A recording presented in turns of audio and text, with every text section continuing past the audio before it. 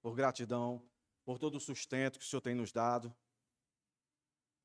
E como eu sempre costumo dizer, todo bem que a gente possa adquirir nesse mundo, por melhor que seja, por maior que seja, meus irmãos, é bônus, comparado ao maior prêmio que nós ganhamos, para nós de graça, mas para Cristo, um custo muito alto, a sua própria vida.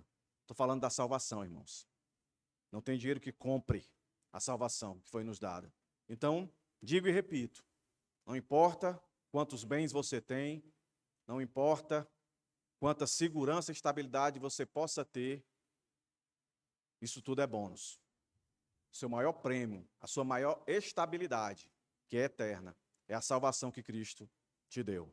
Amém? Meus irmãos, nessa noite especial, tenho aqui a presença do pastor Elivandro, sua esposa Amanda, seu filho Vitor, sua filha Valesca, alguns irmãos, Tiago aí, da igreja do pastor Elivandro, Igreja Batista de Russas, né, ele está aqui, está de férias, mas quando ele vem para cá, tem férias para ele não. Para mim é um grande privilégio sempre ver meu colega, meu irmão, eu considero mais do que um irmão mesmo, de sangue, né, porque nas minhas horas mais difíceis, ele é o meu Paulo. E às vezes eu também sou o Paulo para ele. Aí fica revezando. Tem hora que eu sou o Timóteo, tem hora que eu sou o Paulo. Tem hora que ele é o Timóteo, tem hora que ele é o Paulo. E assim Deus vem nos ajudando, meus irmãos. E a igreja aqui sabe, né, do grande amor que nós temos por ele. E pela graça do Senhor, hoje ele está aqui mais uma vez, né, e eu convido aqui o pastor Elivandro para subir aqui. Ele vai trazer a palavra do Senhor para nós nessa noite. Que possamos, meus irmãos, ouvir cada detalhe e saiamos daqui diferente de como entramos. Que seja prazeroso para os irmãos ouvir a palavra de Deus, ouvir a exposição da palavra de Deus. Nós lemos a palavra de Deus, nós cantamos a palavra de Deus e agora nós vamos ouvir a palavra de Deus. Amém? Está levando?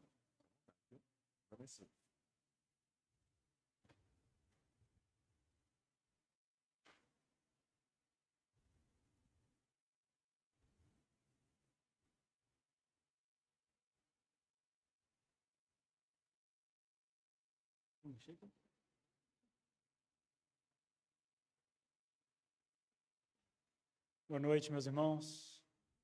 Que a graça e a paz do Senhor seja conosco essa noite. É um grande privilégio meu pregar aqui nesse púlpito. O pastor Iranildo é um amigo que resiste ao longo dos anos e à distância. Então é uma responsabilidade muito grande. Eu fico muito honrado de ter o pastor Iranildo como um amigo muito querido, muito próximo. E a gente reveza nessa mesmo, né? Graças a Deus por isso. Irmãos, nós vamos refletir hoje em Provérbios. Vou compartilhar com vocês um pouquinho do que nós temos estudado em nossa igreja. Eu peço que vocês abram em Provérbios capítulo 8. Nós vamos ler uma porção desse capítulo.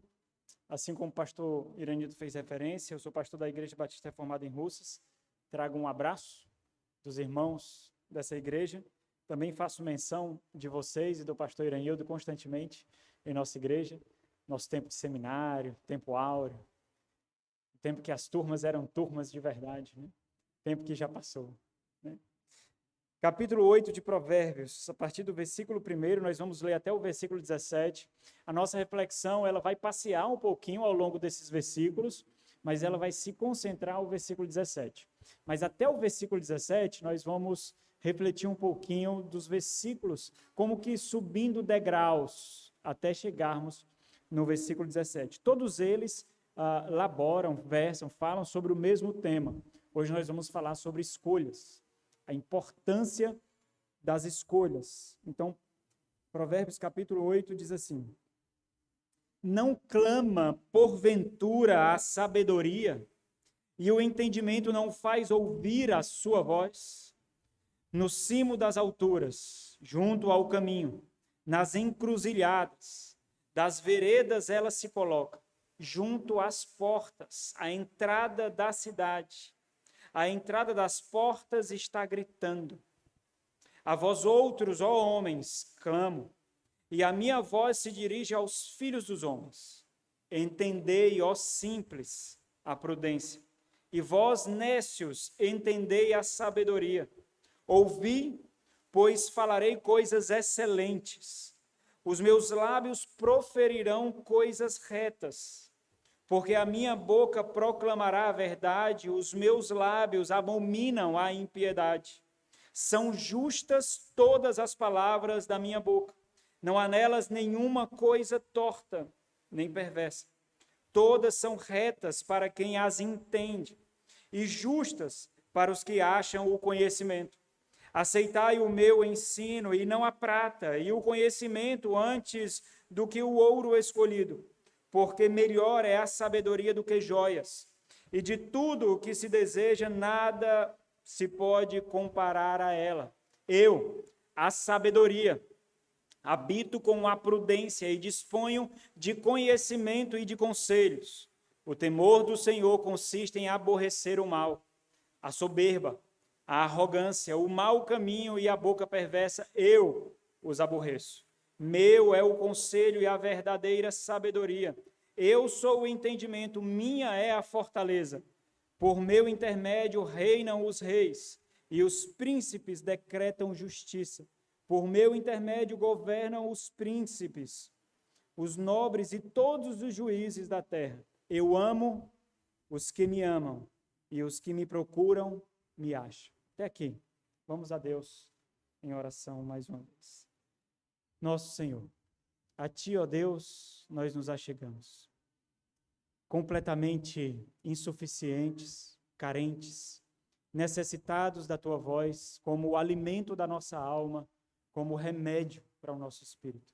Suplicamos ao Senhor que de forma muito graciosa e misericordiosa venha a nós, ó Deus.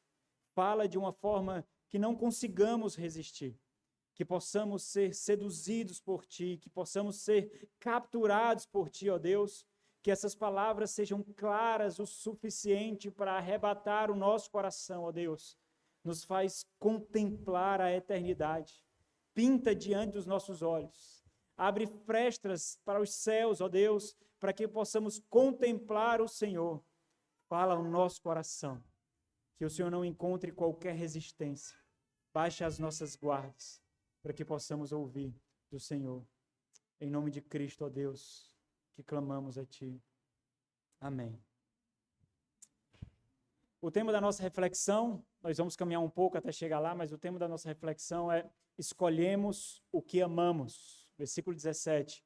Escolhemos o que amamos. Nós vamos falar especificamente sobre escolhas e a importância delas. E eu queria fazer algumas perguntas para levá-los a considerar. Você já parou para pensar o que motiva as suas escolhas? Nós fazemos escolhas a todo instante, todo momento nós fazemos escolhas, é algo inato a nós. Desde que momento beber água, até que roupa nos vestir, até que curso fazer na universidade, até que emprego considerar, mas nós fazemos escolhas a todo instante. Mas você já parou para considerar qual é o combustível das suas escolhas?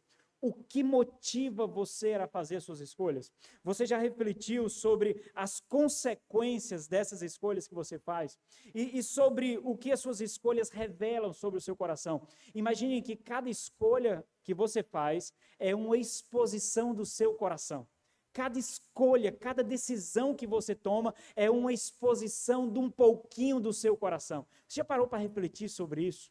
O que as suas escolhas revelam sobre as suas prioridades, sobre os seus interesses, sobre os seus valores, sobre o seu coração. Você já parou para calcular o preço dessas escolhas? Ora, se você refletir um pouquinho sobre as consequências dessas escolhas, naturalmente você irá refletir sobre o preço dessas escolhas, porque essas escolhas têm um preço. Escolhas erradas podem custar valores materiais nossos, valores monetários nossos. Escolhas erradas podem custar a nossa fé, pode custar a nossa igreja, pode custar a nossa família, pode custar a nossa saúde, pode custar o nosso casamento, pode custar a nossa eternidade. Escolhas erradas podem custar o seu trabalho, a sua fonte de renda. Você já parou para pensar nas consequências das suas escolhas? Ou melhor, você já considerou o fato de que basta uma única escolha para que tudo mude em sua vida? Esse é o tema geral do capítulo 8 de Provérbios.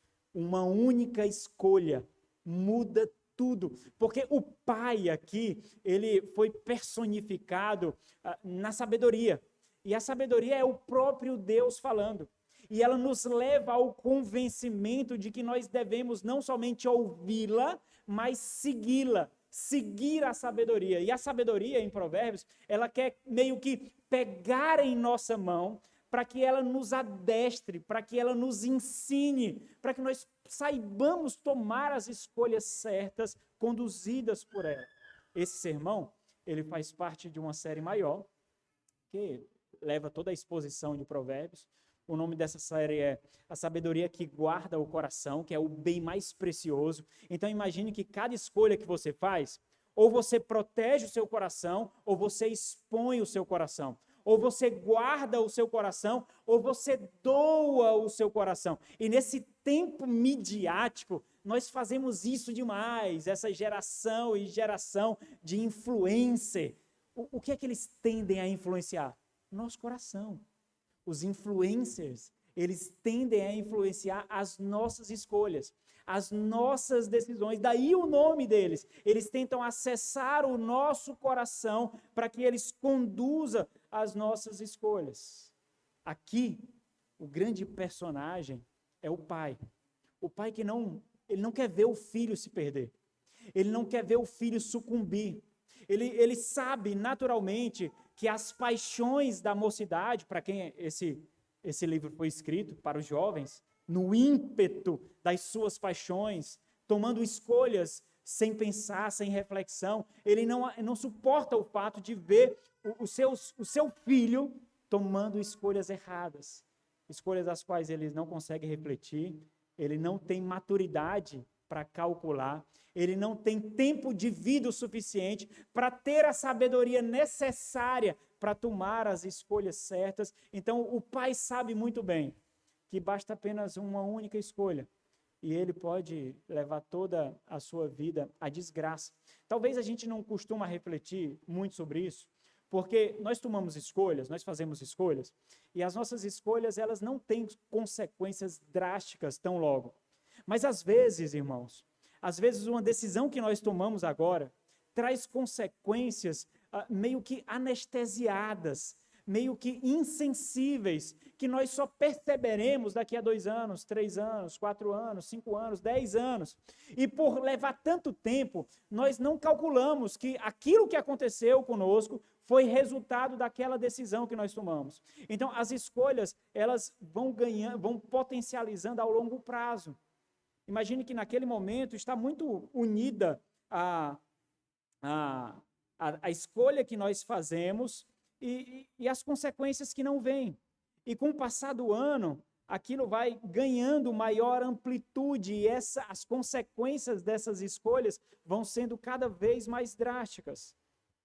Então o pai leva o filho a ouvir a voz da sabedoria. Porque no final das contas, irmãos, nós sempre damos ouvidos a alguma sabedoria. A grande questão é a que sabedoria nós vamos ouvir. Nós podemos ouvir a sabedoria de Deus, ou nós podemos ouvir a sabedoria do mundo. Nós podemos escolher a sabedoria do Senhor, ou nós podemos escolher a nossa própria sabedoria. Nós podemos escolher a sabedoria do alto ou a sabedoria desse mundo, mas a grande questão é justamente essa. Nós sempre ouviremos alguém. Ou nós ouviremos a nós mesmos, ou nós ouviremos a sabedoria desse mundo, ou nós ouviremos o Senhor. E as escolhas que nós fazemos são consequências naturais de ouvir a voz da sabedoria sempre. Talvez a gente não costuma calcular que a sabedoria do Senhor, ela fala muitas vezes por bocas que às vezes nós não consideramos. Nós não consideramos, por exemplo, o fato de que esse irmão que está ao seu lado pode ser a sabedoria de Deus falando com você, mas talvez você julgue inferior o suficiente, não o considere o suficiente para recebê-lo como instrumento de Deus, como voz do Senhor, como instrumento de sabedoria. Talvez se viesse alguma personalidade com muitos seguidores, com muita influência, talvez nós ouviríamos. Ora, quem não gostaria de ser aconselhado pelo pastor Jonas Madureira, pelo irmão Paul Washer, pelo pastor John Piper, pelo pastor Augusto Nicodemos? Traria mais gabarito para nós, não é? Traria mais moral para nós. Talvez nós desconsideramos o fato de que a sabedoria de Deus soa, ecoa por lábios que nós muitas vezes desconsideramos. E aí nós julgamos a nossa própria sabedoria como superior a essa, mas o fato é que as nossas escolhas, que são pautadas por nossas decisões, elas sempre edificam alguma coisa. Cada escolha que você faz, você não somente expõe o seu coração, mas você edifica uma habitação. Já parou para pensar nisso? Você edifica algo ou você destrói algo nas escolhas que você faz. Você alimenta algo ou você deixa algo faminto. Você guarda algo ou você desprotege algo, você expõe algo. Mas em cada escolha que você faz, tem uma ação e uma consequência. Sabe, irmãos, existe algo muito importante que eu tenho percebido ao longo dos anos na fé e como pastor, no pastoreio, que uma das grandes desgraças da fé cristã, uma das grandes desgraças contra o amadurecimento, contra a mortificação, contra a santificação, contra o crescimento, contra a intimidade com o Senhor e contra a própria vida da igreja, é o fato de nós criarmos opções. Eu posso e eu não posso. São opções que nós criamos. Eu posso fazer isso ou eu não posso. Eu posso me dedicar a essa igreja ou eu não posso. Eu posso ouvir o meu pastor e eu não posso. Eu posso abandonar esse comportamento e eu não posso. A grande desgraça é justamente o fato de nós criarmos opções. Irmãos, o crente não tem opção, irmãos.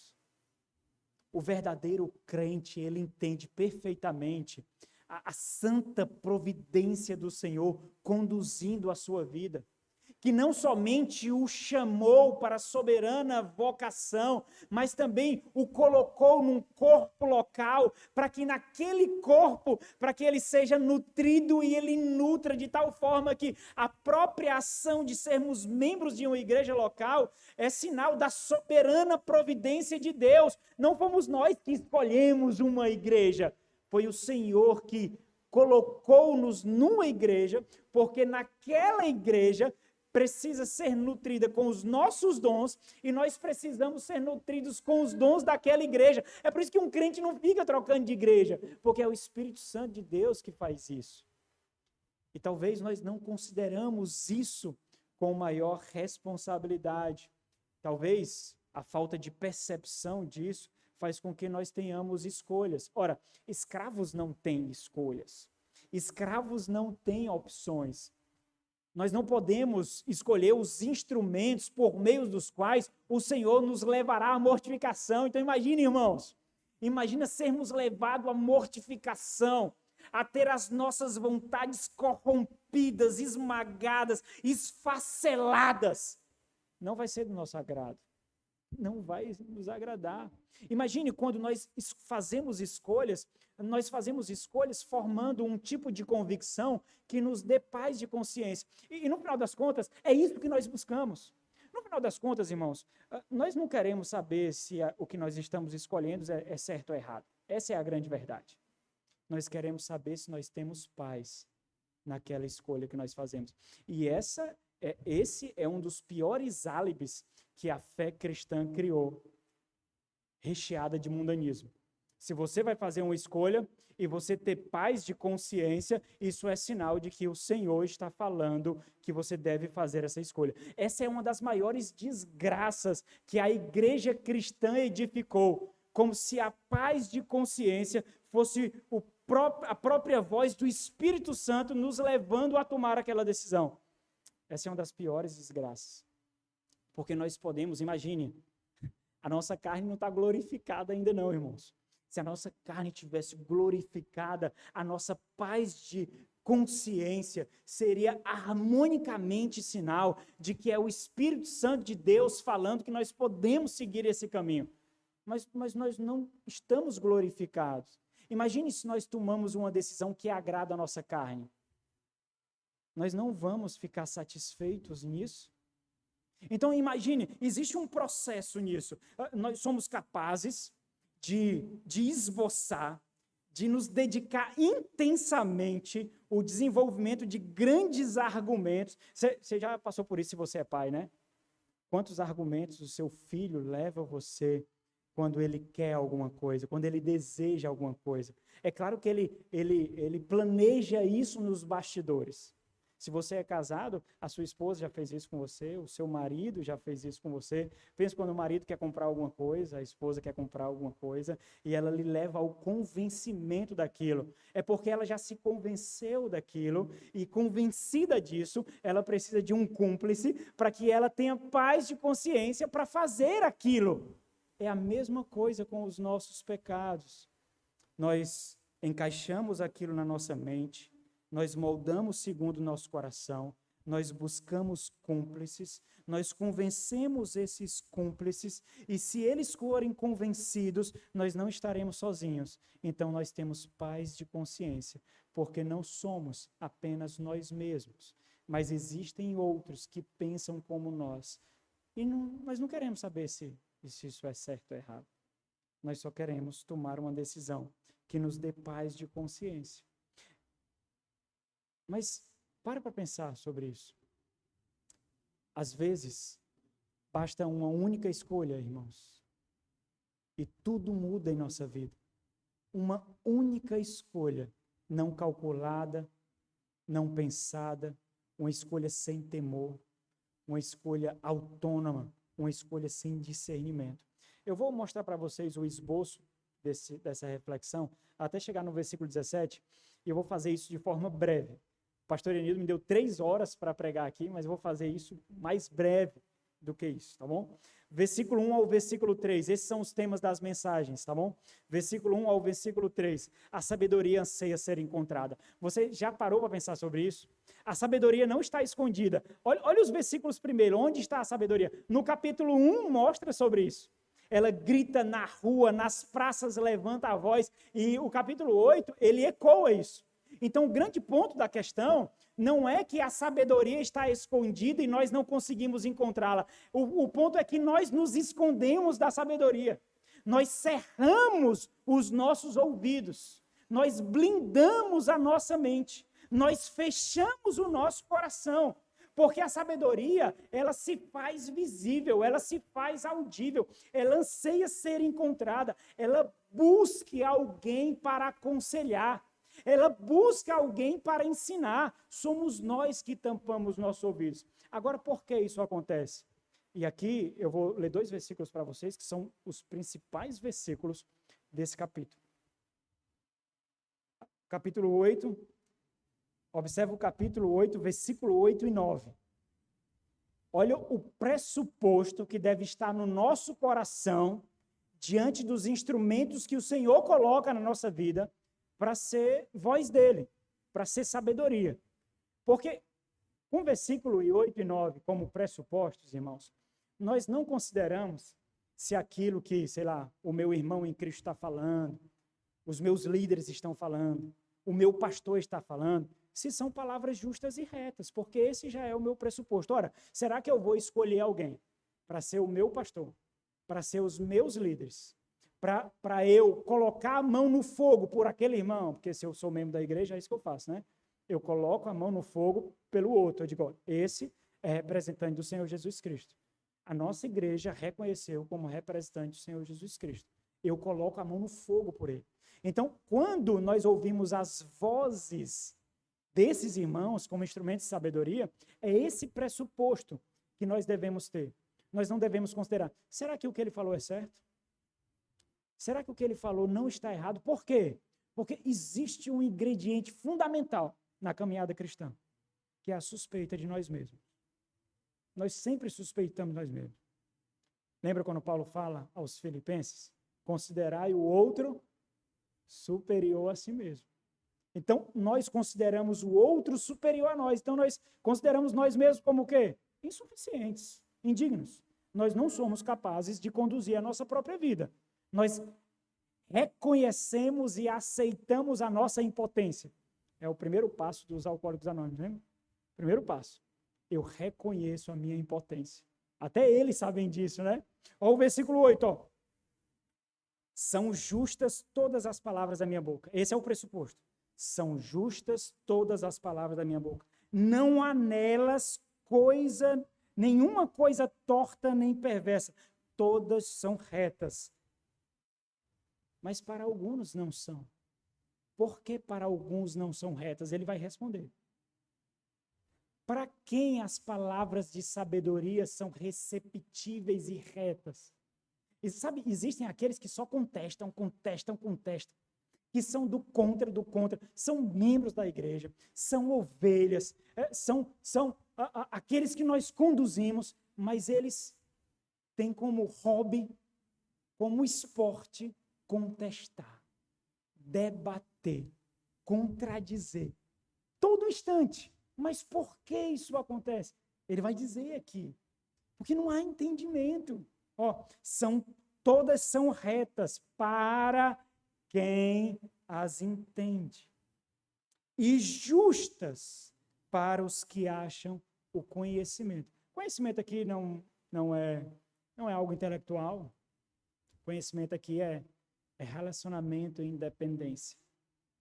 É proximidade. É contrição e dedicação. Esse é o pressuposto. Então, a sabedoria, ela anseia ser encontrada. Versículo 4 ao versículo 5, nós vemos aqui aqueles que precisam de sabedoria. Quem são aqueles que precisam de sabedoria? Toda a raça humana. Versículo 4 diz, a vós, outros, ó homens, clamo, e a minha voz se dirige aos filhos dos homens. Então, toda a humanidade, todos nós, então nós precisamos suspeitar de nós mesmos para estarmos dispostos a ouvir e receber a voz de sabedoria. Esses versículos 6 e 11 são muito importantes, nós refletimos muito sobre isso na nossa igreja. O tema dessa reflexão dos versículos 6 e 11 é as motivações para ouvir a sabedoria. O que seria suficiente para você ouvir a sabedoria? Quais seriam as motivações necessárias para você ouvir a sabedoria? Porque você pode dizer assim, olha, se o pastor fosse desse jeito, eu ouviria. Olha, se aquele pregador falasse daquela maneira, eu ouviria. Se aquele irmão que veio falar comigo usasse essas palavras, eu receberia as palavras. Quais são as motivações para que você ouça a sabedoria do Senhor? Versículo 12. Fazendo do coração a habitação da sabedoria. Lembra que cada escolha que nós fazemos, nós preparamos o nosso coração para a habitação de algum hóspede. Cada escolha que nós fazemos, nós edificamos o nosso coração como uma morada para um hóspede. Lá na frente nós vamos ver que esse hóspede pode ser uma dessas duas mulheres. Que mulher? Mas sempre alguma mulher morará no nosso coração, aqui em Provérbios. Não é a sua filha, não é a sua esposa, mas é um tipo de mulher. Então, lá na frente você vai saber que tipo de mulher é essa. São dois tipos de mulheres. Mas nós fazemos do nosso coração habitação para um hóspede. Versículo 13. Escolhas revelam o temor do Senhor. As escolhas que nós fazemos revelam se nós tememos ou não o Senhor. Revela se nós tememos os homens, revela se nós tememos o mundo, ou revela se nós tememos o Senhor. Versículos 14 a 16 mostra a loucura de escolhas autônomas. Olha o versículo 14 e 16. Ó. Meu é o conselho e a verdadeira sabedoria. Eu sou o entendimento, minha é a fortaleza. Por meu intermédio, reinam os reis e os príncipes decretam justiça. Ora, por que nós não escolheríamos edificar a nossa vida aconselhado, apadrinhado, conduzido por esse tipo de sabedoria, por esse tipo de conhecimento, porque nós faríamos escolhas autônomas se nós temos aquele que é proprietário de toda a verdade, que é proprietário de todo conhecimento, que é proprietário de todo saber, porque nós faríamos escolhas autônomas. E o versículo 17. A verdade é que nós escolhemos o que nós amamos. Olha o versículo 17. Eu amo os que me amam. Os que me procuram, me acham. Irmãos, o capítulo 8, ele é dividido em duas grandes partes, vocês podem ver aí. Versículo 1 ao versículo 21 é uma primeira parte, e o restante dos versículos é outra parte. O esboço que nós traçamos aqui, do versículo 17 até o versículo 21, é a porção completa. Mas nós vamos refletir só no versículo 17, porque ele mostra aqueles que são alvos da recompensa de ouvir a sabedoria. Observa, quem são esses? Quem são aqueles que receberão as recompensas da sabedoria? Quem são aqueles que colhem os benefícios da sabedoria? E é quase impossível nós imaginarmos, irmãos, que pode existir alguém que não se interessa, que não deseja os benefícios dessa sabedoria. Observa, riquezas e honras estão contigo, bens duráveis e justiça. Melhor é o meu fruto do que o ouro refinado, e o meu rendimento é melhor do que a prata escolhida. E ele continua. Talvez seja impossível considerar que existe alguém que não deseja colher os frutos dessa sabedoria.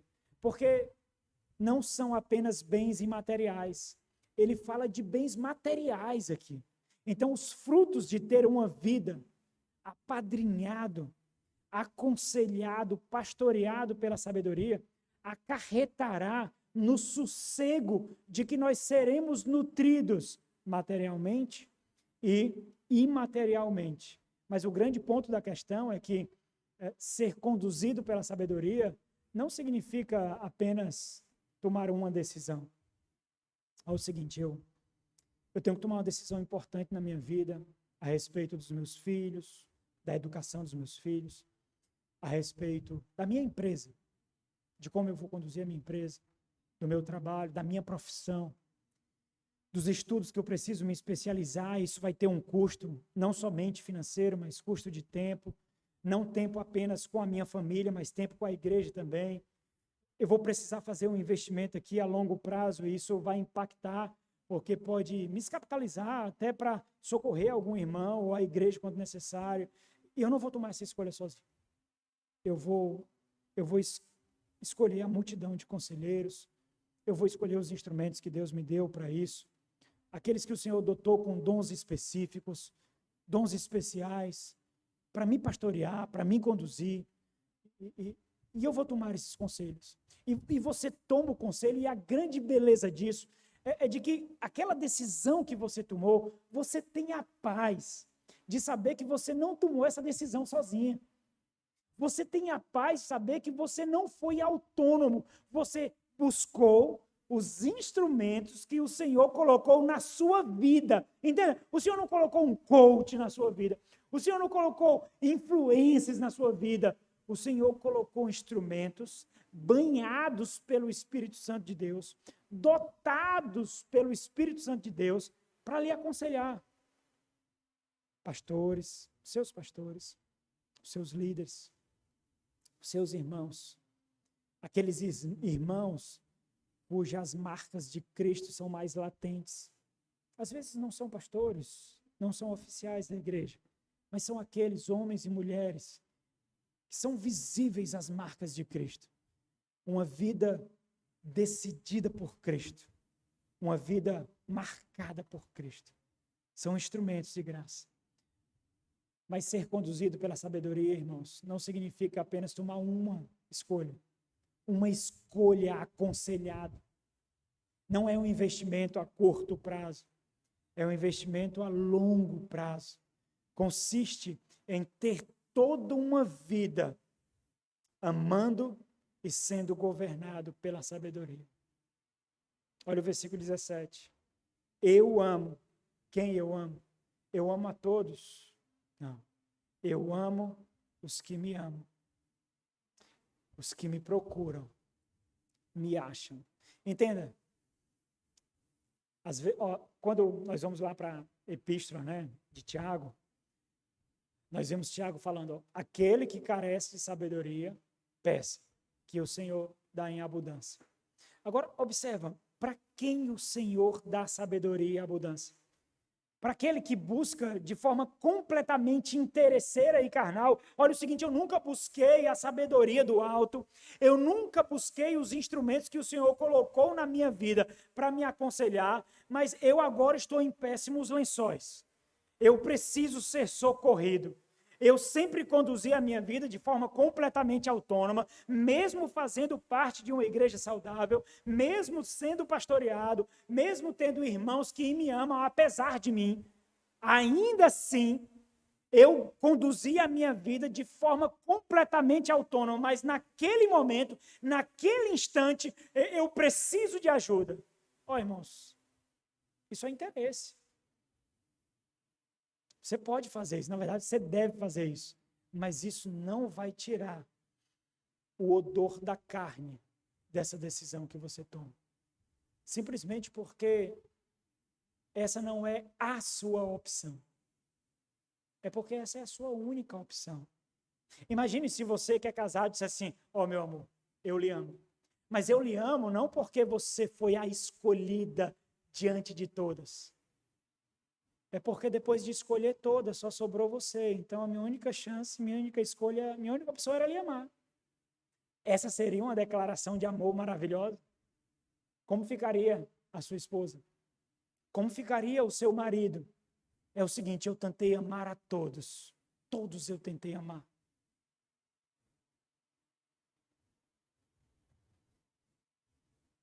Paquerei com eles.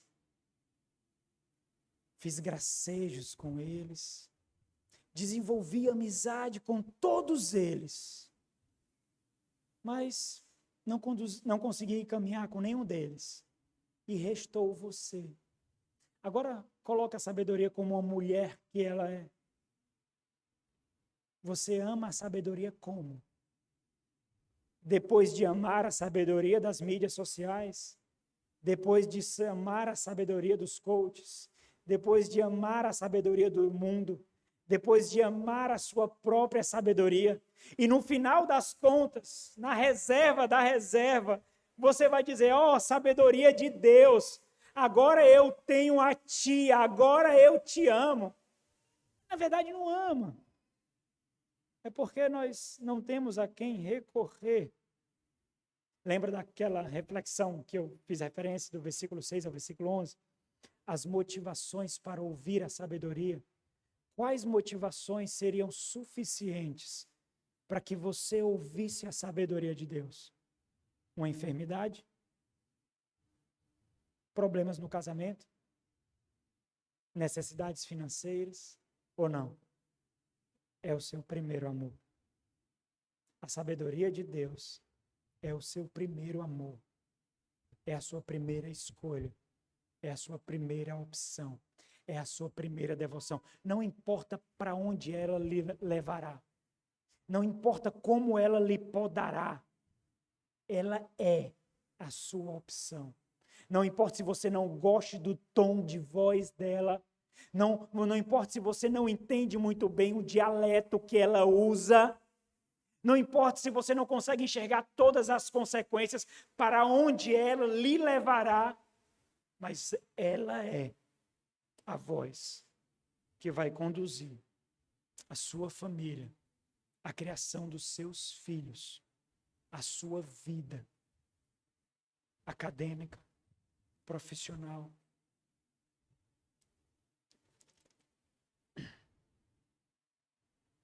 Em síntese, irmãos, nós devemos considerar que as portas de acesso dos nossos ouvidos e as grades do nosso coração, elas são abertas pelas motivações ou compromissos do nosso coração. Alguém sempre tem a chave do nosso coração. Muitas vezes não é a sabedoria de Deus, mas alguém, nós sempre damos acesso ao nosso coração a alguém. Nós entregamos aquilo que há de mais precioso. Existe uma canção que algumas pessoas não gostam de cantar. Nós cantávamos essa canção um tempo na nossa igreja, e nós mudamos a versão, influenciado por outra igreja que tinha mudado a letra.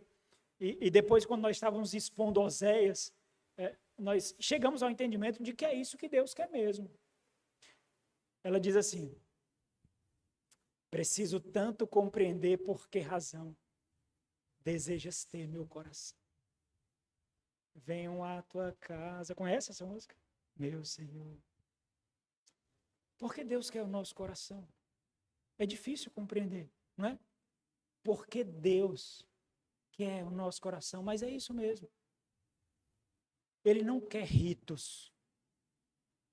Ele não quer sacrifícios. Ele quer o coração. Um coração devoto e contrito. É esse que agrada ao Senhor. É isso que Ele quer. Ele não quer um coração eloquente. Ele não quer um coração culto. Ele não quer um coração cheio de bens. Ele simplesmente quer um coração cuja maior riqueza de sua existência é Ele. Ele somente. Nada mais importa. É só Ele que basta. Ele é suficiente. Se você parasse para considerar um instante e pudesse considerar, pudesse refletir, pudesse enumerar as pessoas que mais influenciam as suas decisões, as suas escolhas, ou seja, as pessoas que têm a chave de acesso ao seu coração, quem seria? E se você enumerou essas pessoas, o quanto essas pessoas lhe conhecem? O quanto essas pessoas conhecem as suas falhas, suas mazelas, os seus pecados, as suas deficiências.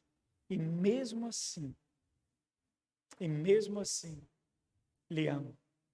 Entenda, escolhas revelam o nosso coração, irmãos. As escolhas que nós fazemos mostram se nós amamos mais as riquezas do mundo ou as riquezas celestiais. Escolhas revelam o nosso coração. E é muito importante lembrar do que eu falei, que em Provérbios existe um contraste entre duas mulheres. E quando nós fazemos escolhas, nós edificamos o nosso coração para a habitação de uma dessas duas mulheres. Ou é a sabedoria ou é a mulher adúltera. Estão constantemente sendo contrastados aqui.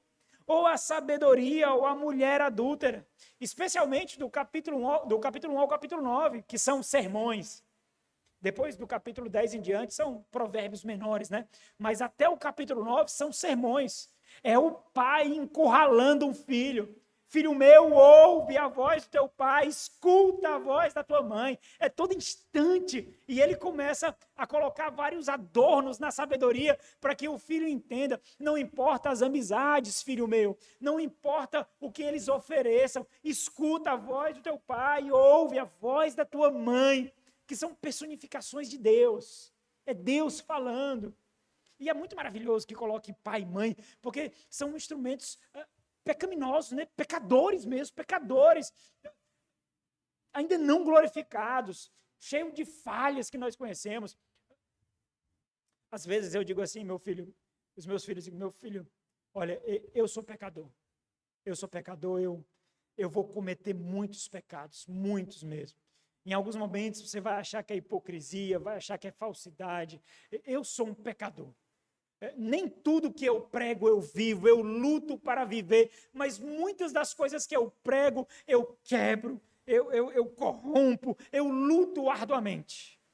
Mas não deixe de amar a Deus por causa dos meus pecados. Não deixe de amar a igreja por causa das minhas falhas. A igreja é muito maior do que eu e do que sua mãe. A fé cristã é muito maior do que eu e do que sua mãe. Ame a Cristo apesar de nós. Ama a igreja e viva segundo os direcionamentos da igreja do Senhor. A guardiã da verdade, não é? 1 Timóteo capítulo 3. A guardiã, o baluarte da verdade. Existe esse grande contraste entre essas duas mulheres. A sabedoria e a mulher adulta. Ou seja, aquela que tem princípios, que é a sabedoria, que tem valores, que tem honra, aquela que não pode ser manipulada, e aquela que não tem princípios, aquela que é interesseira, aquela que é enganadora, aquela que observa as nossas fraquezas e usa as nossas fraquezas. A grande realidade da vida, portanto, irmãos, é que a forma como nós vivemos nossa vida, as escolhas que nós fazemos, consistem em preparar o nosso coração para a habitação de uma dessas mulheres. O versículo 12 deixa isso tão claro, ou seja, nós habitamos com quem nós amamos. Ou seja, nós escolhemos o que nós amamos. A sabedoria de Deus exige exclusividade, irmãos. Dedicação integral. Dedicação do coração. Eu sei que vocês já refletiram sobre isso inúmeras vezes. O Senhor, Ele não aceita ser compartilhado. Ou nós somos completamente do Senhor, ou nós não somos. Observa o Salmo 91. Está pertinho aí, abre o Salmo 91. Salmo 91, no versículo 14, diz assim, observa o comprometimento aqui do Senhor.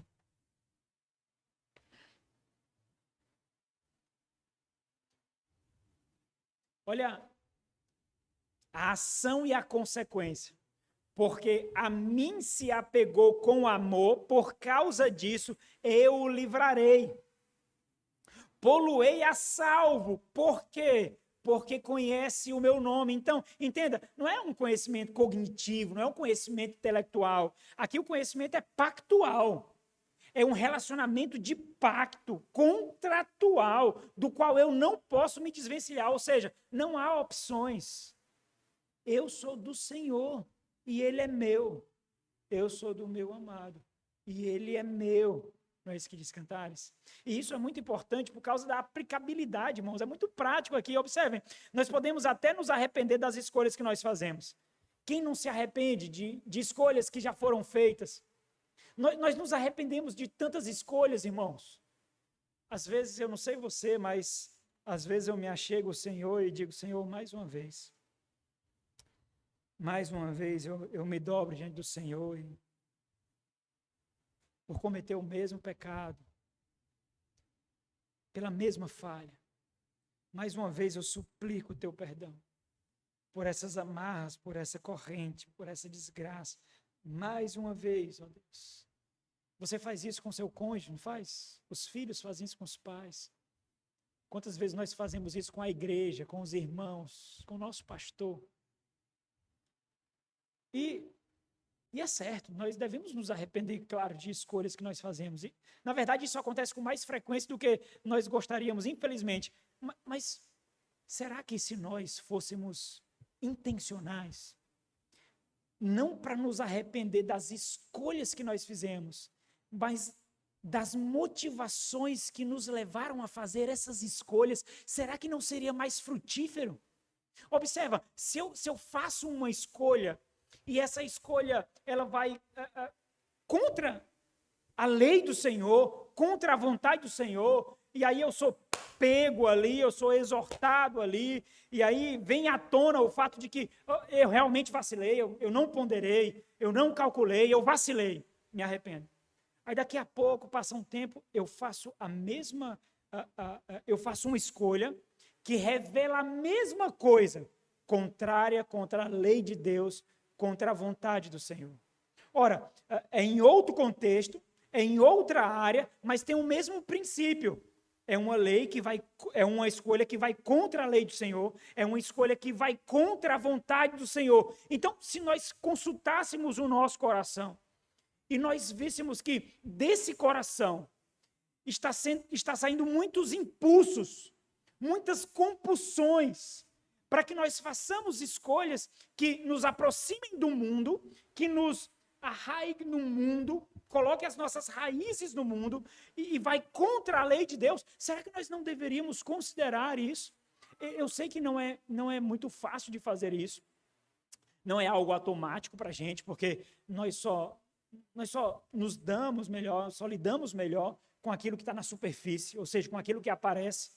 Para lidar com aquilo que está no nosso coração é mais difícil para a gente, e é uma área muito difícil de ser aconselhada, irmãos, porque imagine, se você vai ser aconselhado, e às vezes nós percebemos alguns comportamentos que formam padrões, e aqueles padrões que são formados, algumas vezes não é percebido pelas ovelhas, pelos irmãos, não é percebido, mas nós percebemos, nós discernimos, só que é algo imaterial, é algo que não tem substância. E às vezes é algo difícil de lidar. Uma vez eu fui aconselhar uma jovem queria se relacionar com um homem divorciado, né? O homem divorciado de forma mundana mesmo. Se divorciou e tal, se tornou garotão de novo. E era uma jovem que cuidava muito da sua aparência, cuidava muito do seu corpo. Se dizia crente, mas quando você olhava para ela, você via mais sensualidade do que piedade. E estava começando o ministério pastoral, então sentei com ela no gabinete e expus para ela Mateus 19. Nós passamos 40 minutos, eu acho, expondo Mateus 19, falando ali sobre o divórcio, sobre o segundo casamento, sobre as cláusulas de exceções e quais exceções, e conversamos um bocado ali. E eu já tinha percebido um padrão nela. E eu sabia que era um padrão muito delicado e que ela dificilmente ia aceitar. Por quê? Por causa dos compromissos do coração. Imagine, você faz escolhas de acordo com os compromissos do seu coração. Se o conselho ele vai contra os compromissos do seu coração, o que é que você faz? Você resiste. Você resiste, você não cede. Você resiste. Mas eu era muito imaturo. Hoje, eu acho que eu não faria isso, não. Eu demoraria mais um tempo, passaria uns livros para ler, passaria algumas pregações, tinha alguns encontros, né? Mas eu fui na cara ali, na lata, né?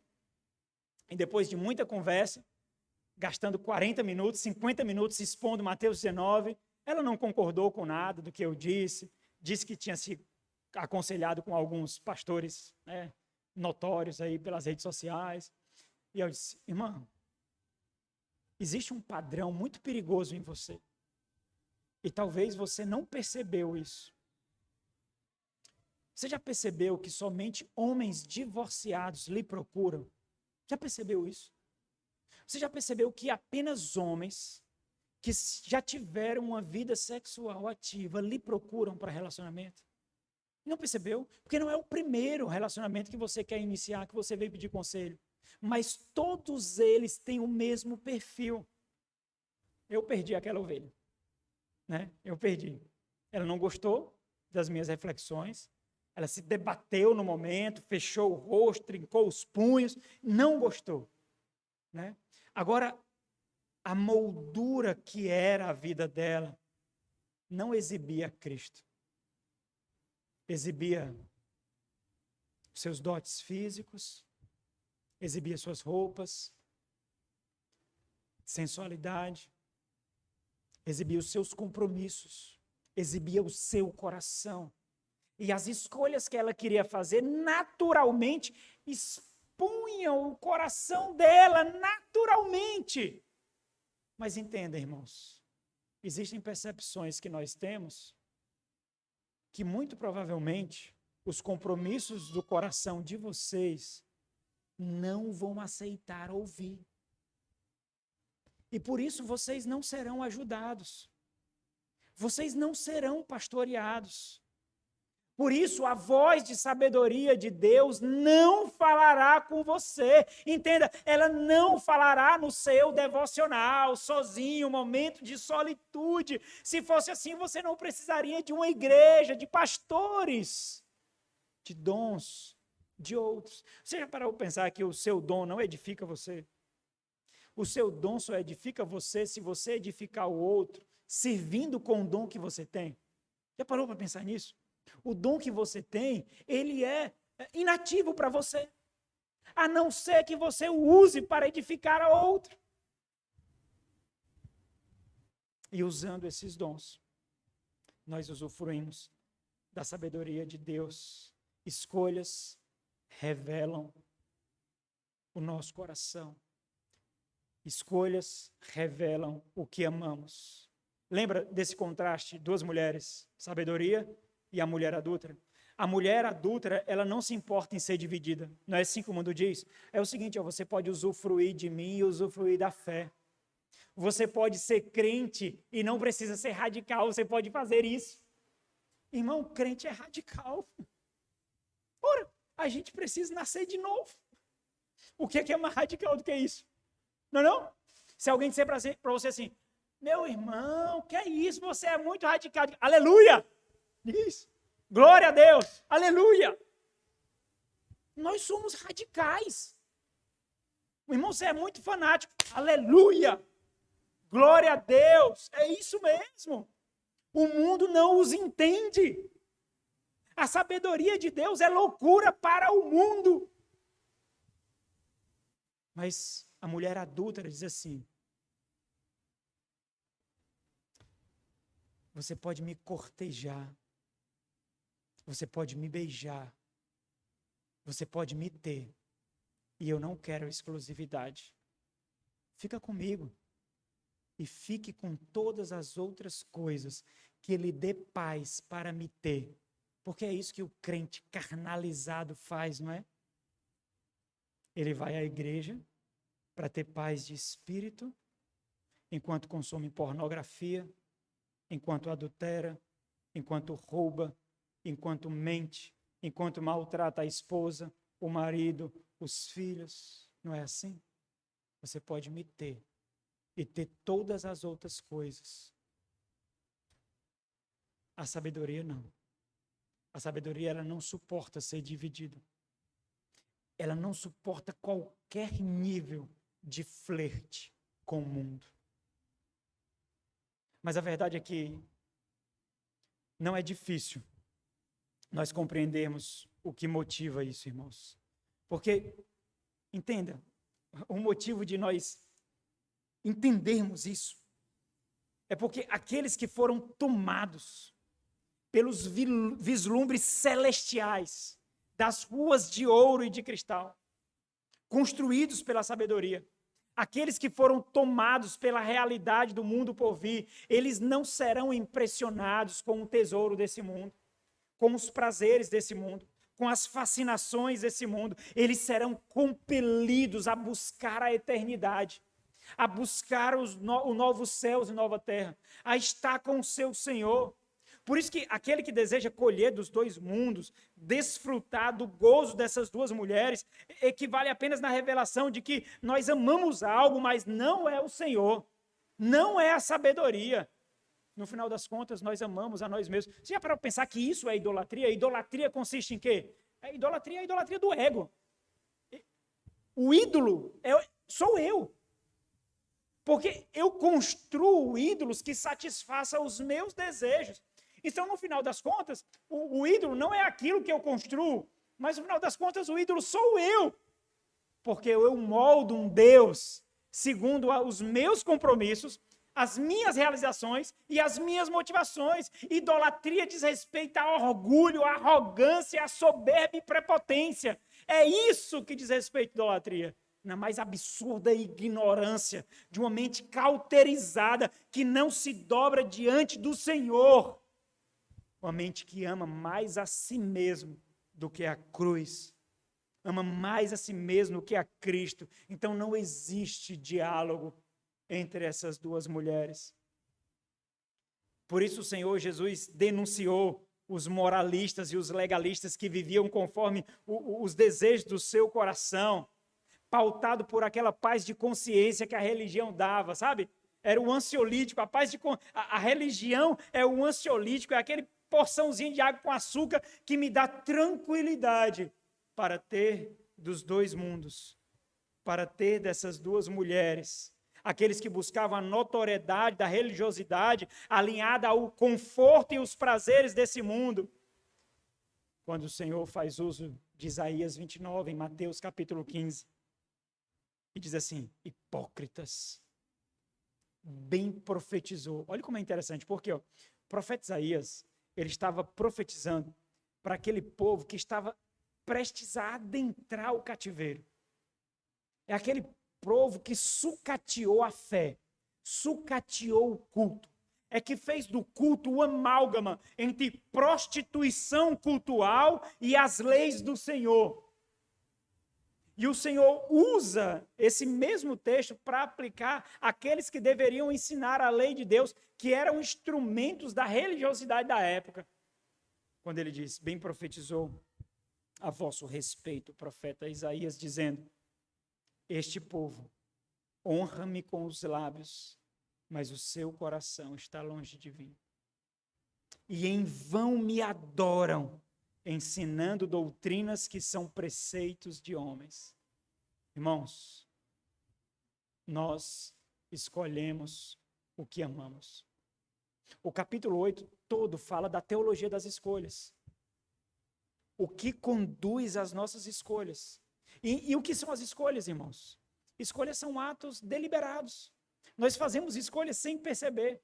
Escolhas são atos voluntários e involuntários, são atos intencionais ou não, mas as escolhas simplesmente são expressões visíveis do anseio do nosso coração, e é justamente por isso que a sabedoria garante bênção sem medida, porque, sejam materiais ou imateriais, porque é impossível fingir o amor pelo Senhor. Talvez numa igreja que não seja saudável, você consegue fingir.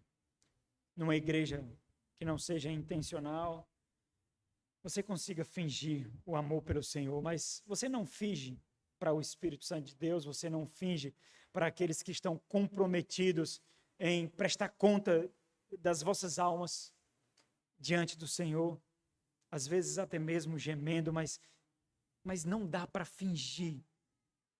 Nós conseguimos fazer isso por um breve tempo, por um breve período de tempo. Nós dedicamos devoção integral ao Senhor, fruto de compreensão, irmãos. Nós escolhemos primeiro a sabedoria, ouvir a voz de Deus, e somente por meio dela nós escolhemos todas as outras coisas. Nós decidimos por todas as outras coisas. Ela é o nosso óculos, ela é a nossa motivação. Ela é a nossa conselheira. Quando a gente entende isso, e nós vamos lá para o Sermão do Monte, Mateus capítulo 6, versículo 31, nós entendemos as palavras do Senhor com mais profundidade. Quando o Senhor diz assim, portanto, não vos inquieteis, dizendo, que comeremos? Observe que ele não está falando aqui de bens de ostentação. Eu só vou ser feliz se eu tiver aquela casa, aquele concurso, aquele emprego, aquele carro, aquela roupa, aquele celular. Não. Ele está falando de coisas louváveis, coisas necessárias aqui. Mas até isso não deve vir em primeiro lugar. Olha o que é que deve vir em primeiro lugar. Não vos inquieteis dizendo, que comeremos, que beberemos, ou com que nos vestiremos, porque os gentios é que procuram todas estas coisas, pois vosso Pai Celeste sabe que necessitais de todas elas. Buscai, pois, em primeiro lugar. Esse é o amor à sabedoria. Esse é amor ao Senhor. Buscai, pois, em primeiro lugar a sua justiça, e todas essas coisas vos serão acrescentadas. Essa verdade não significa, meus irmãos, que não haverá luta. São justamente as lutas que demonstrarão a veracidade do nosso amor. Amando a sabedoria e sendo conduzido pela sabedoria, não somente no tempo de bonança, mas no tempo de escassez. Como ouro refinado, nós somos provados pelo fogo para mostrar a nossa autenticidade. É derramando sangue, suor, lágrimas. É no sacrifício, é na dor. É no tempo de bonança, é no tempo de escassez. seja quando nós somos cooptados para sermos seduzidos pelas fascinações, os gracejos desse mundo. Mas nós continuamos com o Senhor. Por quê? Porque não há opções. Não há opções. Eu sou do Senhor. Eu sou dele. E os instrumentos que ele me deu para conduzir a minha vida me conduzirão segundo a sua vontade. É por isso que eu faço parte de uma igreja local. O próprio texto aqui do versículo 17, ele é dividido em duas partes, uma convicção e uma ação. A primeira parte aqui, vamos focar agora para finalizar no versículo 17 em si. A primeira parte, ela destaca uma atitude imaterial, a segunda parte destaca uma atitude material. A primeira parte destaca essa atitude imaterial, essa disposição do coração, essa disposição de mente, a certeza do que deve ser escolhido. Eu amo os que me amam, eu amo a sabedoria e recebo dela o seu amor. A segunda parte destaca esse esforço material, que é a consequência dessa disposição do coração, ou seja, é a busca por aquilo que dá vida à minha mente, a busca por aquilo que dá vida ao meu coração. Observa a primeira parte, a disposição do coração. Aqui destaca a exclusividade do nosso amor à sabedoria.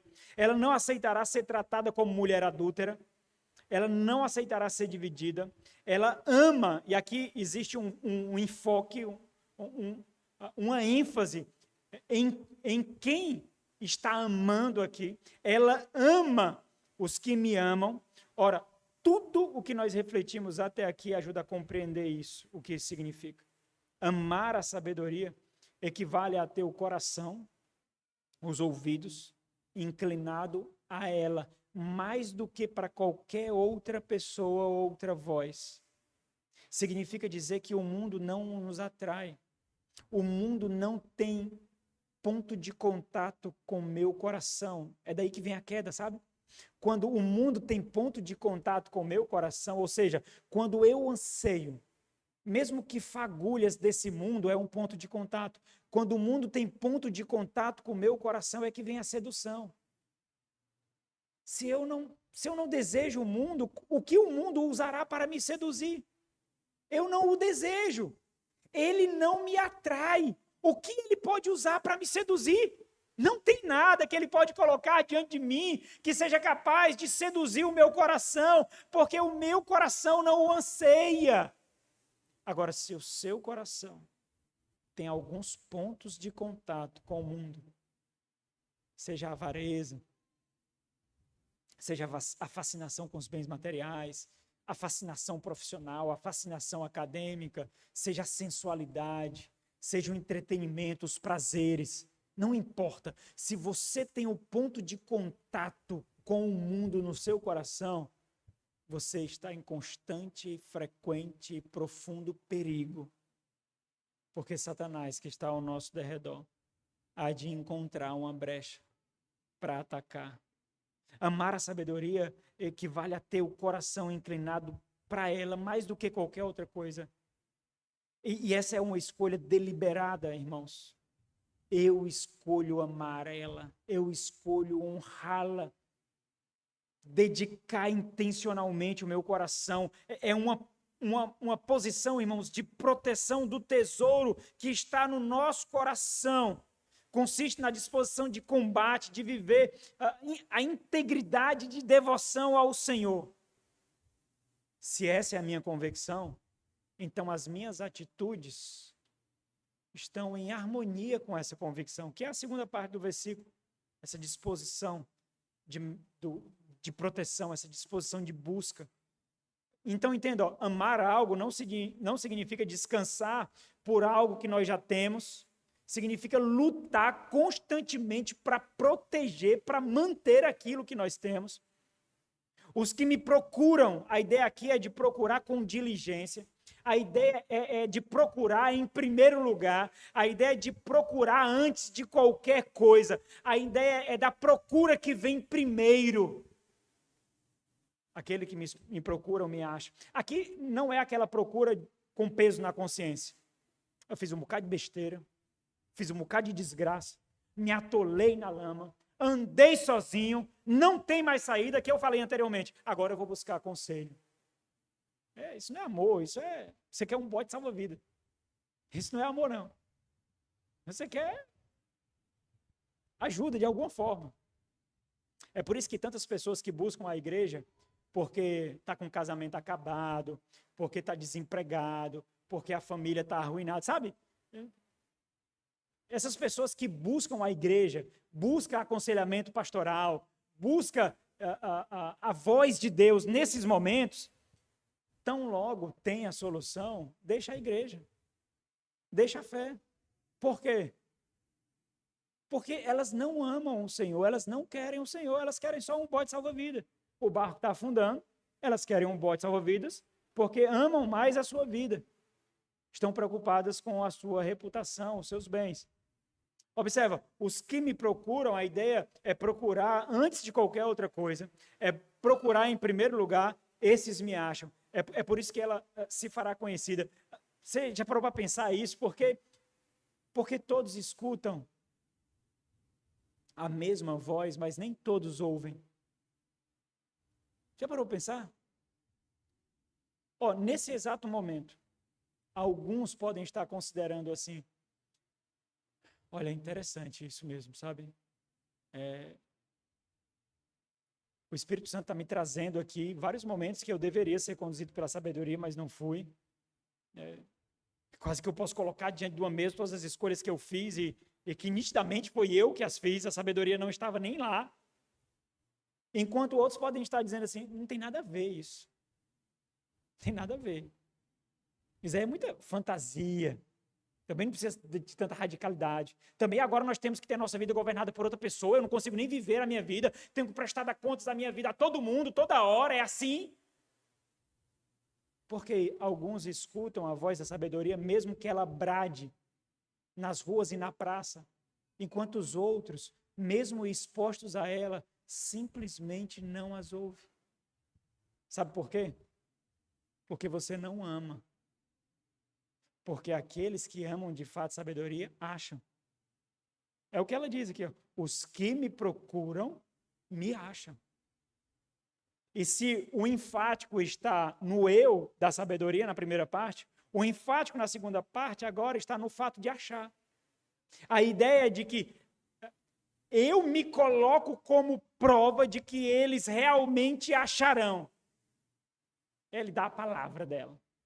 Ela usa a integridade dela. É certeza que achará. Daí a gente entende porque o sábio de Eclesiastes diz: lembra-te do teu Criador nos dias da tua mocidade, na flor da vida, no vigor da vida, diante de tantas opções, diante de tantas escolhas que você tem na tua mocidade, não é? Que profissão fazer, que curso fazer, que direção tomar, qual relacionamento ter. Lembra-te do teu Criador no dia da tua mocidade, porque diante de todas as escolhas que você tem, a sabedoria é a primeira, é a principal delas. E é interessante porque tudo que eu falei aqui está nesse versículo, Eclesiastes, versículo 1 do capítulo 12. Porque, é legal que ele faz isso. Se você puder abrir, Eclesiastes 12:1, diz assim, porque quando os dias forem maus, e se você me buscar, você vai estar buscando o resto. É o que ele diz assim, lembra-te do teu Criador nos dias da tua mocidade, antes que venham os dias, antes que venham os maus dias. Aí se você buscar a sabedoria, quando vierem os maus dias, não vai ser por amor, vai ser por necessidade. Não vai ser por amor. E cheguem uns anos nos quais dirá, não tenham neles prazer. Vai ser por necessidade. Então deixa eu concluir aqui, irmãos. Escolhemos o que amamos. Escolhas revelam o nosso coração. E cada escolha que fazemos, nós edificamos o nosso coração para a habitação de um hóspede. Pode ser a sabedoria ou a mulher adúltera. As nossas escolhas revelam muito mais do que nós realmente consideramos. Nas escolhas que nós fazemos, nós não estamos simplesmente preparando a nossa vida para termos filhos, preparando a nossa vida para um casamento, nos preparando profissionalmente, nos preparando academicamente, revelam muito mais do que isso. Cada escolha que nós fazemos revelam muito mais do que isso. Eu amo os que me amam, os que me procuram, me acham. E eu coloquei outras formas da gente entender esse versículo aqui. 3 formas diferentes para dar ênfase aqui. Então eu vou dizer para você outras formas de compreender esse versículo. O versículo diz assim: eu amo os que me amam, os que me procuram, me acham. E outra forma de dizer seria: eu amo os que me procuram, os que me amam, me acham. Outra forma seria: os que me amam, me procuram, eles me acham, porque eu os amo. Outra forma seria: serei achado pelos que me procuram, porque eu amo os que me amam. Deu para notar aí, irmão? Então, irmão, cientes disso, a nossa constante disposição deveria consultar o nosso coração, sondar o nosso coração, para nós percebermos o que as nossas escolhas revelam. Nós estamos arraigados nesse mundo ainda? Ou nós estamos arraigados no mundo por vir? Nós somos cidadãos do mundo por vir, embora ainda vivamos aqui. E as nossas decisões não exibem esse presente século, mas exibem um mundo por vir. Que o Senhor nos abençoe. Vamos orar. Nosso Senhor e Deus, graça seja dada a Ti somente, ó Deus. Obrigado, Deus, por falar conosco.